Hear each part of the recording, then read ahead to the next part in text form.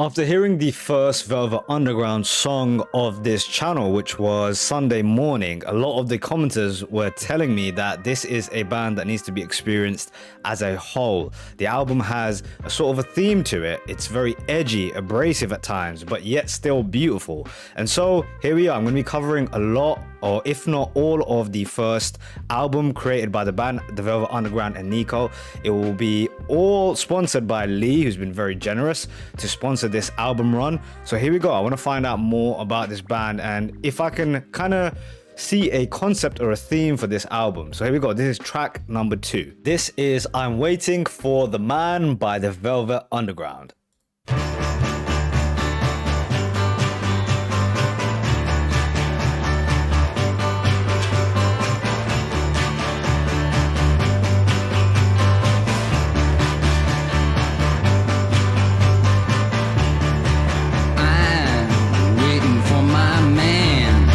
Super initial thoughts is that it has that very repetitive style of guitar sound that a punk rock song has.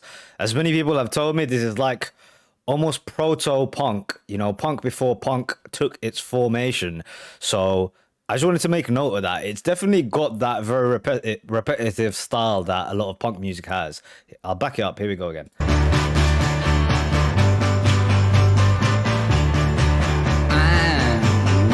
My man, $26 in my hand, up to Lexington, 125, feel sick and dirty, more dead than alive. I'm waiting for my man.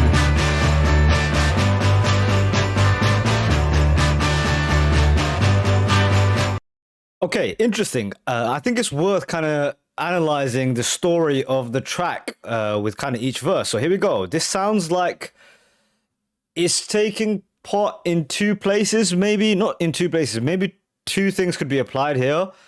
So the first one is like maybe a gay relationship, or maybe this is written from the perspective of a woman. But regardless, it seems like a person who's waiting for maybe their boyfriend to come and visit them. But I think the more kind of true statement here is probably a drug deal.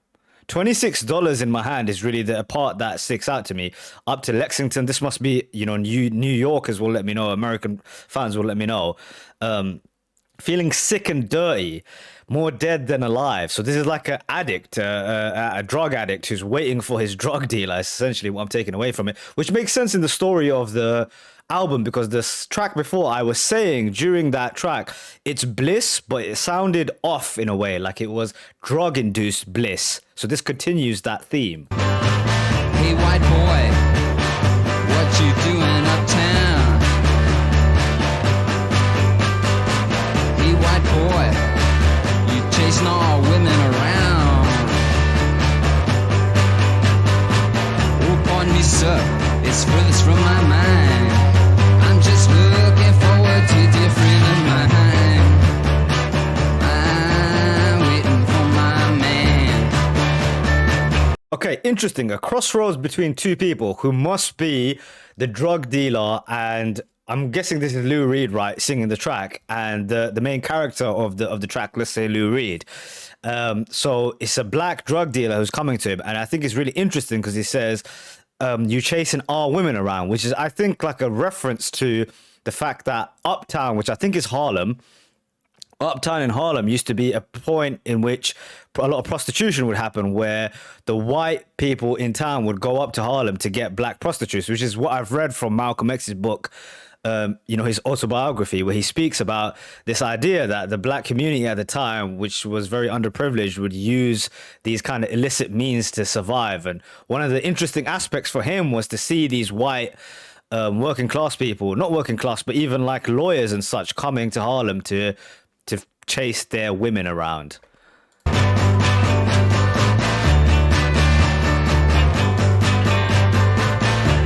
comes, he's all dressed in black.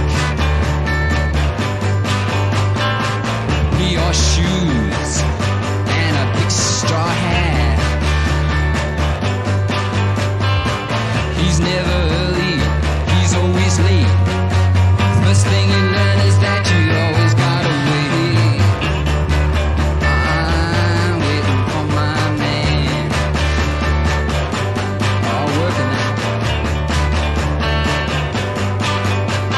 Okay, so I was wrong. It looks like this guy is the drug dealer. I thought the previous guy was, but I think it was just him waiting around, and then it drew the curiosity of the black man, and then his actual drug dealer is here. Here he comes.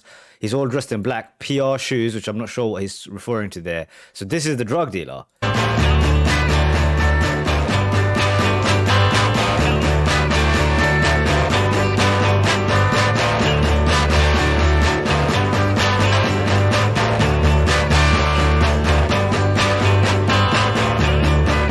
Very repetitive.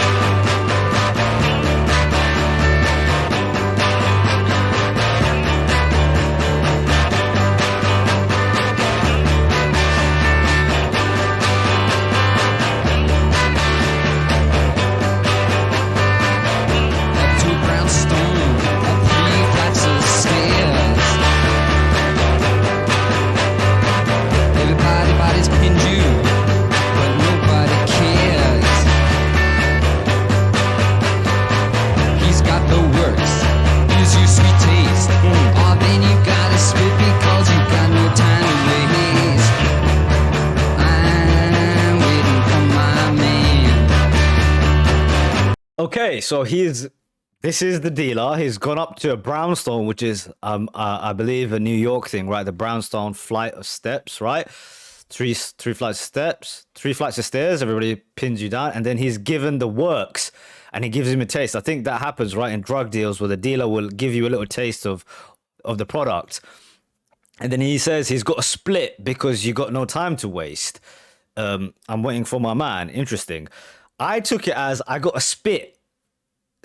I thought is what he said at first. It sounded like that, which I think is to do with like when you take heroin, there's like water that you've got to add to it. There's like a mix that you make.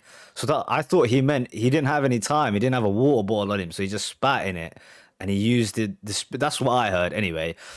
Really interesting, the phrasing of this. It sounds in a weird way like hip hop ish. Okay, maybe not his delivery, but just looking at the rhymes, this given to a hip hop artist, he'd rap it.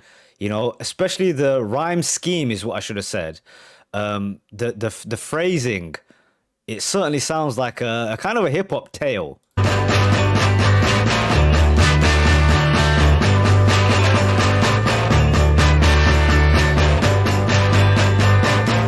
Baby, don't you holler, darling, don't you bawl and shout.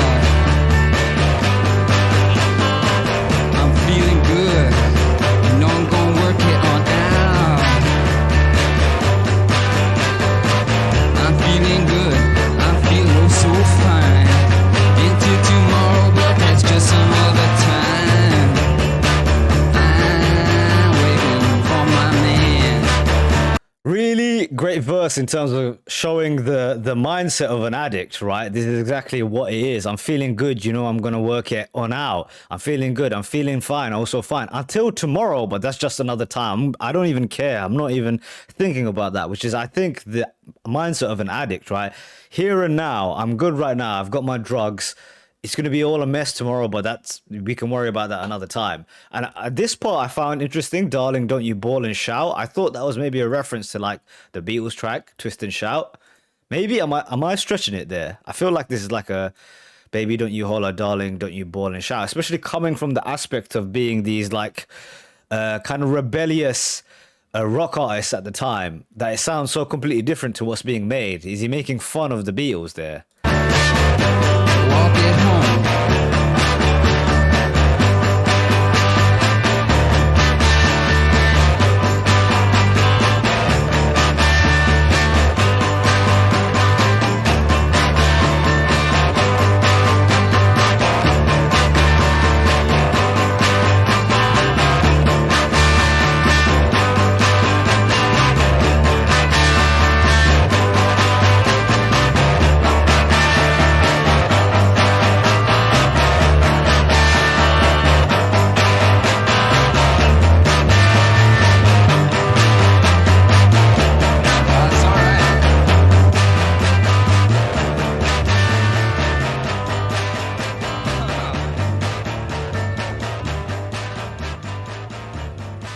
Okay, very, very interesting song. Learning more about their style, about what this album is about. This album seems to be like covering the underbelly of life. Quite cool, right? It's a very different take on rock music than what I think was sort of coming before it. Especially the understanding that this is like proto-punk. They were like almost 10 years ahead. I think like the Ramones and those bands came in like 75, I think. So these were like 6 years ahead of time. With a kind of different take on rock music, a stripped down, kind of in your face reality that it's kind of showing you. It's not this kind of fantastical world that a band like Led Zeppelin might create. It's down, it's dirty, it's dealing with like essentially a drug addict trying to pick up some smack, essentially, I think.